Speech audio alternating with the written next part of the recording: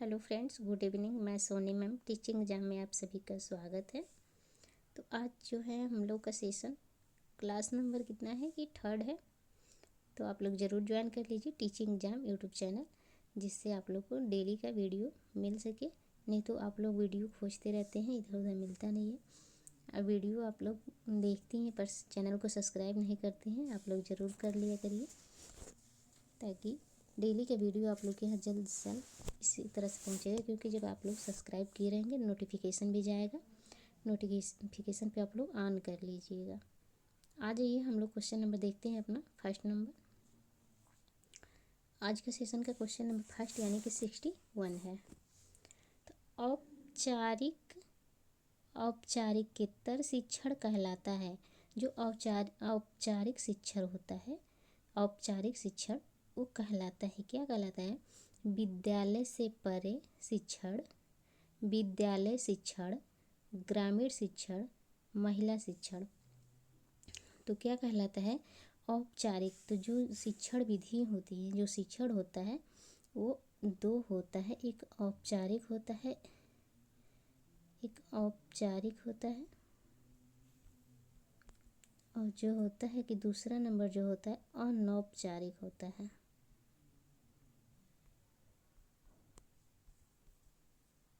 दूसरा जो होता है अनौपचारिक होता है। तो अनौपचारिक शिक्षण जो होता है ये ग्रामीण के लिए होता है। तो हमसे यहाँ पूछा जा रहा है कि औपचारिक शिक्षण जो विद्यालय से परे शिक्षण है। तो विद्यालय से परे शिक्षण जो है क्या है कि औपचारिक शिक्षण है।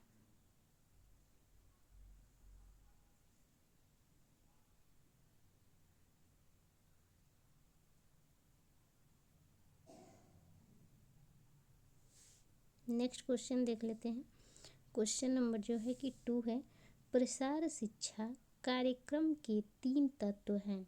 जो प्रसार शिक्षा है, एक्सटेंशन एजुकेशन वर्क, जो वर्क ये कार्यक्रम है, उसके 3 महत्व तत्व कौन कौन से हैं वो बताना है। तो साक्षरता, क्रियात्मकता तथा चेतना, साक्षरता, उपयोगिता एवं समृद्धि, साक्षरता, उपयोगिता, क्रियाशीलता, अर्थोपार्जन, साक्षरता। यहाँ जो है कि हमारा जो है आंसर बनेगा, ये बनेगा साक्षरता। ऑप्शन नंबर ए बनेगा साक्षरता, क्रियात्मकता और चेतना यानी कि सोचना।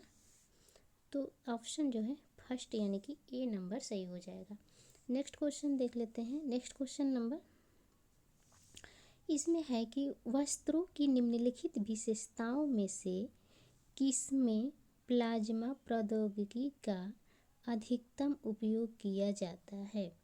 जो वस्त्रों की निम्नलिखित विशेषताओं है उसमें से जो प्लाज्मा प्रौद्योगिकी यानी कि प्लाज्मा टेक्नोलॉजी जो है उसका अधिकतम उपयोग किया जाता है, किसमें किया जाता है वो बताना है यहाँ से।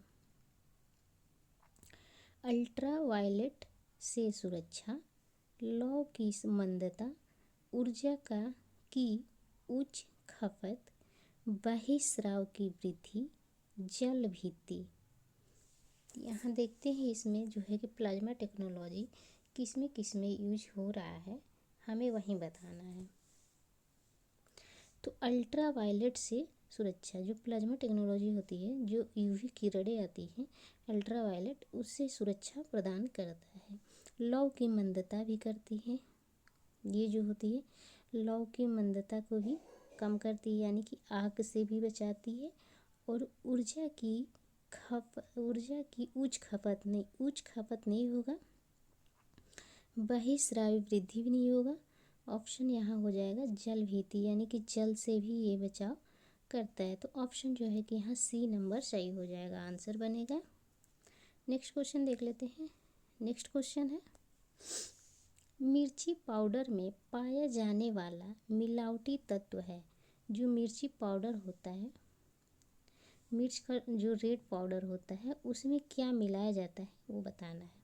तो चिकोरी, चाक यानी कि खड़िया पाउडर, इमली पाउडर, ईंट का पाउडर। तो मिलाया जाता है ईंट का पाउडर जो है, ईंट के चूड़ बनाकर और जो लाल मिर्च होता है उसमें मिक्स कर दिया जाता है। जो पैकिंग वाला मिर्च आता है लाल मिर्च, उसमें अधिकतर ज़्यादातर पाया जाता है। तो आंसर जो है यहाँ डी नंबर सही हो जाएगा। नेक्स्ट क्वेश्चन देख लेते हैं। प्रत्येक वर्ष फसल के समय खरीद लेना चाहिए। जो प्रत्येक वर्ष है हमारा, उस टाइम जब फसल का समय होता है तो समय खरीद लेना चाहिए। क्या क्या मतलब कि क्या कौन सा ऐसा जो है कि फसल है, अनाज है, उसके खरीद लेना चाहिए फसल के समय ही। चावल, आटा, घी, आलू। तो यहाँ जो है कि हमारा आंसर कौन सा सही हो जाएगा। हमें क्या खरीदना चाहिए। आटा अगर हम ज़्यादा खरीद के रख लेते हैं तो प्रत्येक वर्ष यानी कि मान लीजिए कुछ दिन के लिए, ज़्यादा दिन के लिए स्टोर करते हैं तो आटे जो होता है ख़राब हो जाता है। घी भी नहीं, घी ये फसल से संबंधित नहीं है। आलू भी ज़्यादा नहीं, एक साल नहीं हो पाता है। तो यहाँ मेन हमारा आंसर इस ऑप्शन के अनुसार हो जाएगा, जो क्या होगा कि चावल हो जाएगा। चावल, गेहूँ और जो होता है दाल भी आ जाएगा।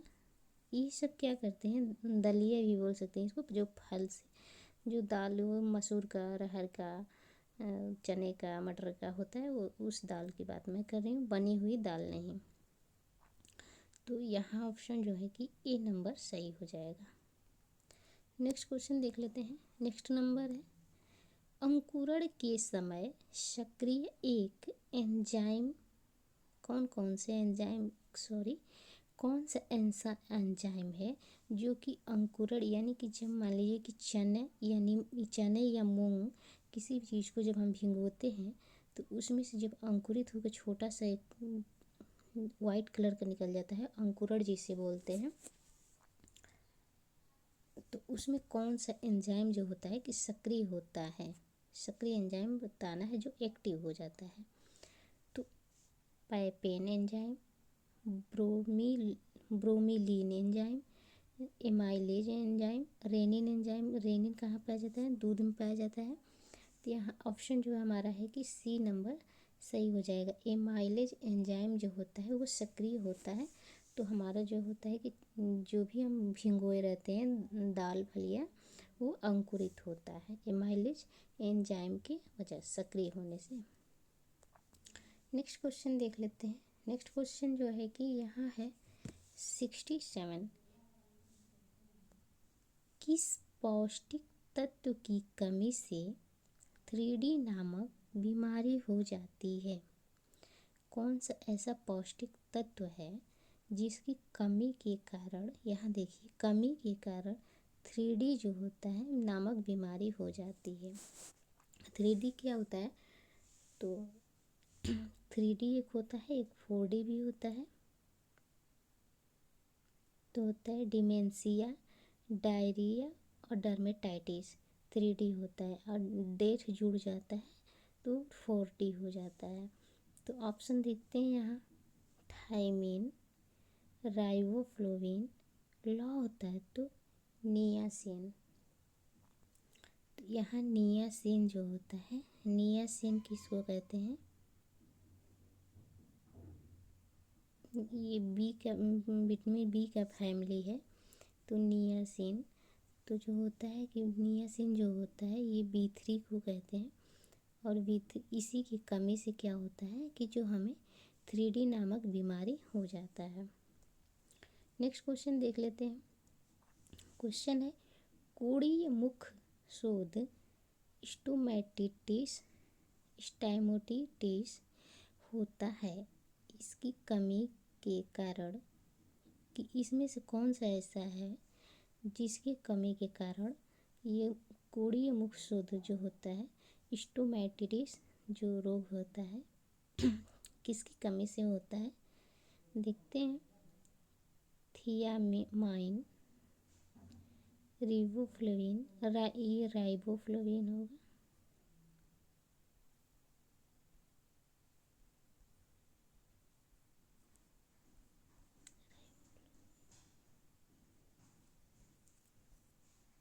राइबोफ्लोविन। और ये थियामाइन होगा, ये थायमीन हो जाएगा।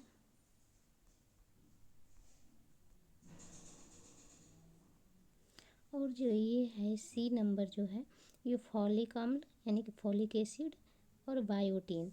बायोटीन तो यहाँ जो है क्वेश्चन हमारा है 68। तो 68 यानी कि हमारा जो आंसर हो जाएगा राइबोफ्लोविन, यानी कि बी नंबर ऑप्शन हमारा सही हो जाएगा, राइबोफ्लोविन। नेक्स्ट क्वेश्चन देख लेते हैं। नेक्स्ट क्वेश्चन जो हमारा है ये है कॉर्नियल जीरोसिस, सूखापन की कमी का एक रोग विकारक चिन्ह है। जो कॉर्नियल जीरोसिस होता है, सूखापन, इसमें हमारी आँखें की जो झिल्लियाँ होती हैं जिसमें फ्लूइड होता है वो सब सूख जाता है। तो किसकी कमी से होता है? तो विटामिन ए की कमी से।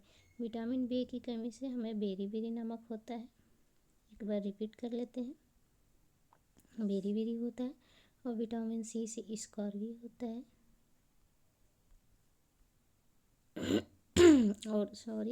और विटामिन डी से जो होता है बच्चों में रिकेट्स होता है, रिकेट्स नामक रोग होता है। तो यहाँ ऑप्शन नंबर ए सही हो जाएगा। नेक्स्ट क्वेश्चन देखते हैं। क्वेश्चन नंबर 70 है फॉलिक एसिड की कमी से होने वाले अमीनिया को कहते हैं। जो फॉलिक एसिड की कमी से एनीमिया होता है उसको क्या कहते हैं? अन्य नाम उसका बताना है। Microcytic anaemia, pernicious anaemia, megaloblastic anaemia, microcytic hypochromic anaemia.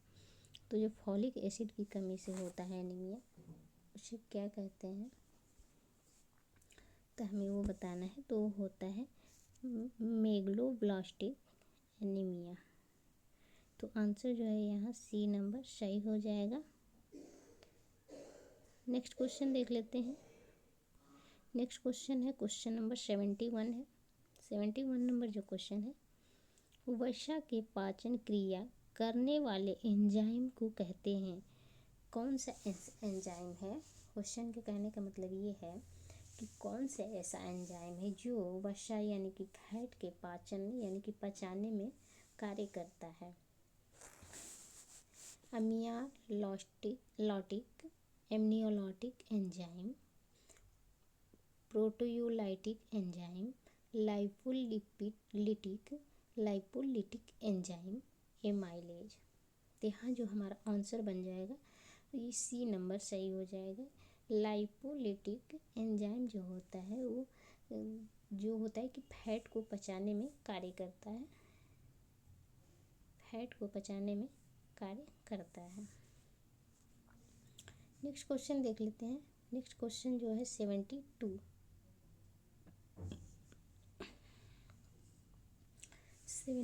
Number जो क्वेश्चन है वो उसमें पूछा जा रहा है पित्त आवश्यक होते हैं।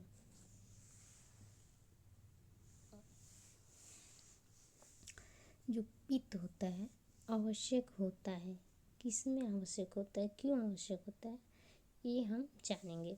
प्रोटीन पाचन के लिए आवश्यक होता है, कार्बोहाइड्रेट के पाचन के लिए आवश्यक होता है, वसा पचाने के लिए आवश्यक होता है, उपयुक्त में से सभी। तो यहाँ जो आंसर है हमारा सी नंबर सही हो जाएगा। जो पित्त होता है वो वसा को यानी कि फैट को पचाने के लिए जिम्मेदार होता है। तो यहाँ आंसर जो हमारा सी सही हो जाएगा। प्रोटीन को पचाने के लिए क्या होता है इसे ज़रूर आप लोग कमेंट बॉक्स में लिखिएगा कि ताकि प्रोटीन को पचाने के लिए कौन सा एंजाइम जो होता है कि आवश्यक होता है। नेक्स्ट क्वेश्चन देख लेते हैं। नेक्स्ट क्वेश्चन है मेयोनीज बनाने के लिए किस इमल्सिफायर का इस्तेमाल किया जाता है? मेयोनीज जो होता है उसको बनाने के लिए किस इमल्सिफिकेशन का इस्तेमाल किया जाता है? Emulsifier pectin, pepsin, lactose, lecithin. तो क्या हो जाएगा? लेसिथिन। ऑप्शन नंबर डी जो है कि सही हो जाएगा। नेक्स्ट क्वेश्चन देख लेते हैं। नेक्स्ट क्वेश्चन जो है, फ्रॉइड की साइकोसेक्सुअल थ्योरी, यहाँ थ्योरी होगा,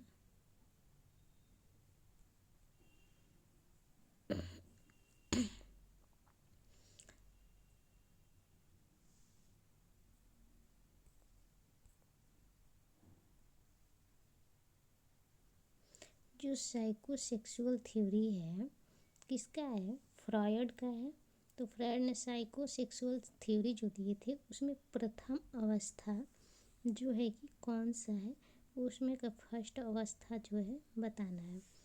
तो एनल फैलिक अवस्था, जेनाइटल अवस्था, ओरल अवस्था। तो यहाँ ऑप्शन क्या सही हो जाएगा? 74 नंबर क्वेश्चन है। तो ओरल अवस्था जो है कि सही हो जाएगा। ओरल होता है फर्स्ट नंबर की अवस्था होती है, और ये जेनाइटल जो होता है ये अंतिम अवस्था होती है, और फैलिक अवस्था जो होती है थर्ड अवस्था होती है, और जो होता है एनल होता है, एनल गुदी अवस्था होता है। इसी को कहते हैं गुदी अवस्था, एनल अवस्था को है। तो आंसर यहाँ जो है डी नंबर सही हो जाएगा। हमें फर्स्ट बताना है तो ओरल हो जाएगा। नेक्स्ट क्वेश्चन देख लेते हैं। नेक्स्ट क्वेश्चन जो है, एरिक्सन के अनुसार निम्नलिखित में से किस भावना के विकास है यहाँ,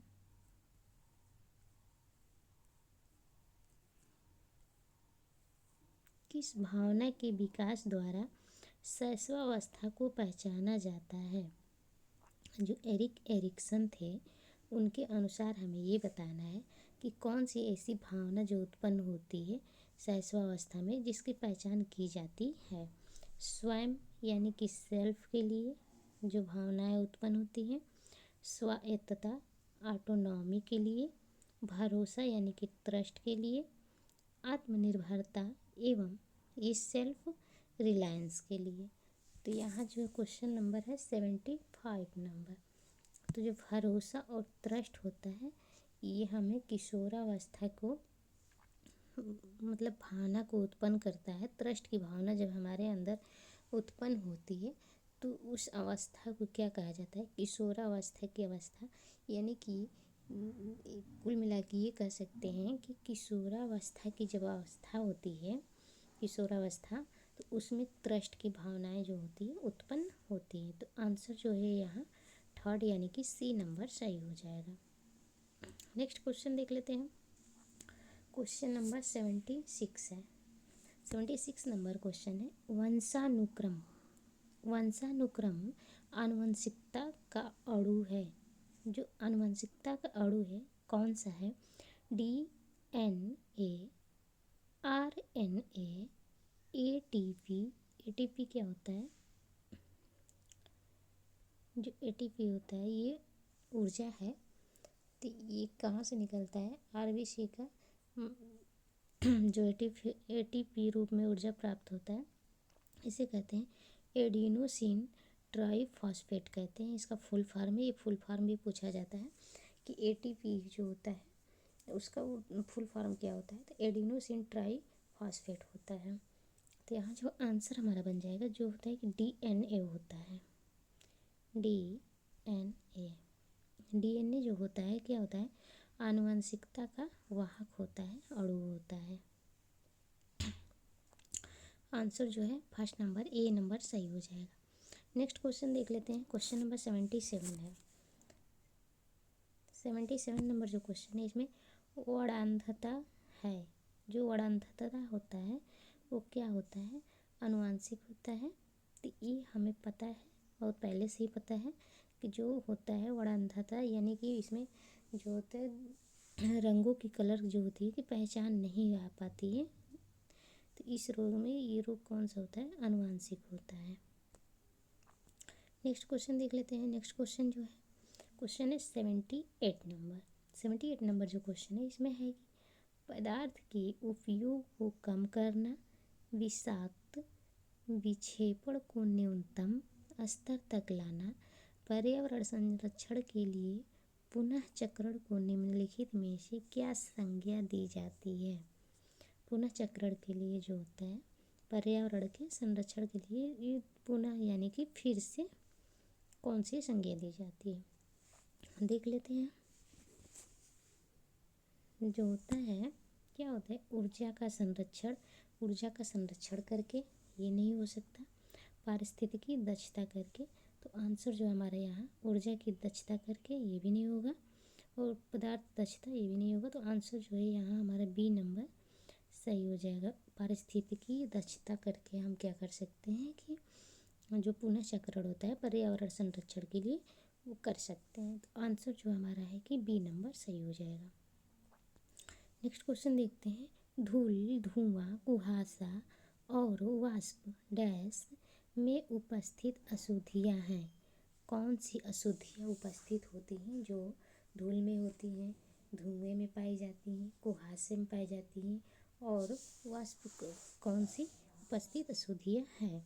देखते हैं। मृदा, जल, वायु, मृदा, जल और वायु तीनों। यहाँ जो क्वेश्चन हमारा है तो यहाँ जो ऑप्शन पाया जाएगा हमारा सी नंबर सही हो जाएगा।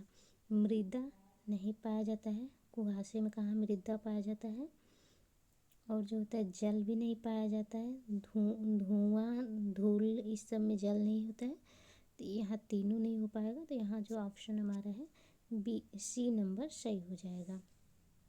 नेक्स्ट क्वेश्चन देख लेते हैं। क्वेश्चन नंबर 18 है। डैश का अर्थ है एक घर के आंतरिक भाग को ताज़ा करने के लिए यहाँ लिखा है देख लीजिएगा, करने के लिए नहीं दिखा पाएंगे इसे, करने के लिए दूषित वायु को बाहर निकालकर शुद्ध वायु परिसंचरित करना क्या कहलाता है। जैसे मान लीजिए कि एक घर के आंतरिक यानी कि अंदर भाग को, जैसे कोई कमरा है उसके, ये मान लीजिए कि जैसे कोई कमरा है तो इसके अंदर को ताज़ा करने के लिए, इसमें मतलब शुद्ध वायु भरने के लिए दूषित वायु यानी कि जो दूषित वायु है उसको बाहर निकालकर शुद्ध वायु परिसंचित करना क्या कहलाता है। जैसे मान लीजिए कि जो शुद्ध वायु जो होती है नीचे से, ये मान लीजिए दरवाज़ा है तो शुद्ध वायु जो होती है दरवाजे से रूम में प्रवेश करती है, तो शुद्ध वायु जो होती है भारी होती है, और जो अशुद्ध वायु जो होती है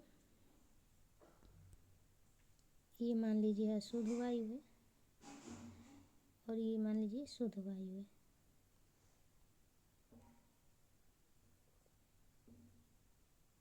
ये अशुद्ध वायु है और जो है कि ये हमारा जो है शुद्ध वायु है। तो शुद्ध वायु जो होती है ये भारी होती है, शुद्ध वायु भारी होती है, अशुद्ध वायु क्या होती है हल्की होती है।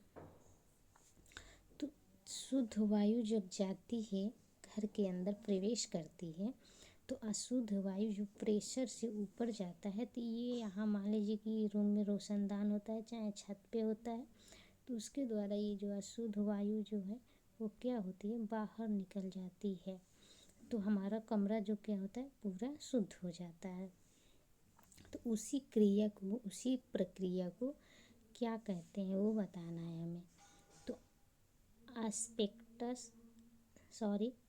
एस्पेक्ट वायु का आगमन, संभावना, मयूरम, तो यहाँ जो है ऑप्शन हमारा जो है बी नंबर सही हो जाएगा। उसी प्रक्रिया को ये कहते हैं कि वायु का आगमन हो रहा है, यानी कि शुद्ध वायु जो है आ रही है, अंदर प्रवेश कर रही है, तो यहाँ ऑप्शन जो है हमारा बी नंबर सही हो जाएगा। तो उम्मीद है आप लोग को सेशन पसंद आया होगा, और सेशन पसंद आए तो आप लोग ज़रूर कमेंट करिए और वीडियो को लाइक शेयर कर दीजिए, और वीडियो को पूरा वॉच टाइम किया करिए। आप लोग जल्दी ना देखने की कोशिश करिए ताकि एक्सप्लेन जो मैंने किया हो उसको आप लोग को अच्छे से समझ में आ जाए। अगर आप जल्दी भगा के देखते हैं तो फिर नहीं समझ में आता है, कुछ वर्डें वैसी होती है जो जल्दी में निकल जाती हैं, तो फिर हम उसे ऑब्जर्व नहीं कर पाते हैं, ध्यान नहीं दे पाते हैं, तो फिर कन्फ्यूजन बनी रहती है। तो इसलिए आप लोग से रिक्वेस्ट है कि वीडियो को पूरा आराम से देखिए, नॉर्मल पे करके, ज़्यादा स्पीड ना किया करिए। और मैं ये सोच रही हूँ ना कि आप लोग के लिए एक थ्योरी बैच मैं स्टार्ट करूँ, जिसमें मेन जो टॉपिक होता है,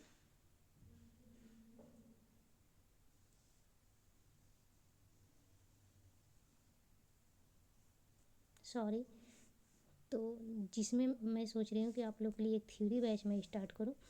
तो थ्योरी जो होती है उसमें जो जिस टॉपिक से क्वेश्चन बनाया गया है, वो टॉपिक को मैं आप लोग के लिए विस्तार से मतलब पूरा एक्सप्लेन करके पढ़ाने की कोशिश करूँगी। तो बहुत जल्दी मैं स्टार्ट करूँगी, आप लोग चैनल के साथ ज़रूर जुड़िए। Teaching exam YouTube channel by Soni ma'am. Thank you so much. और डिस्क्रिप्शन बॉक्स में आप लोग को लिंक मिल जाएगा उसका, क्या क्या बोलते हैं कि चैनल का भी मिल जाएगा और टेलीग्राम का भी, तो उसे भी आप लोग ज़रूर ज्वाइन कर लीजिए। थैंक यू सो मच, धन्यवाद।